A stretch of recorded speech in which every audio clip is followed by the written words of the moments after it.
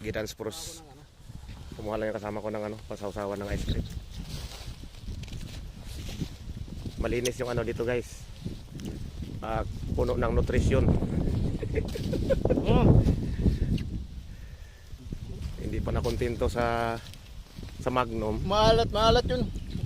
Gusto niya ng ano, medyo ma-neutralize yung tamis. Umano siya ng salty snow. Kasi yung snow dito medyo may maalat-alat. Maganda daw ang combination. Manyaman. Namit gid. Damit.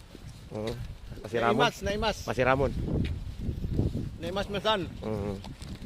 Naimas masan dito ay ice cream. Ito yung paligid dito ngayon. So, dahil rest day namin, napakalinis oh. Rest day ngayon, Sabado. Tsaka Linggo, pupunta kami sa Ukay-Ukayan. Okay. Wait, nabanggit ko na Ukay-Ukay pre. Okay lang bang yun? Nabanggit ko na Ukay-Ukay. Sa Europe ka pa naman. Ako na.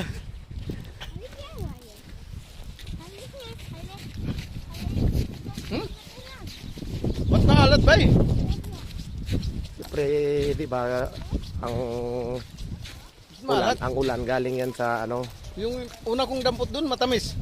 sa, di ba Tapos yung yung pangalaw, maasim. yung ulap. Kaya naman buha pag may ulan, di ba? Umihigit din ang ano sa dagat yan.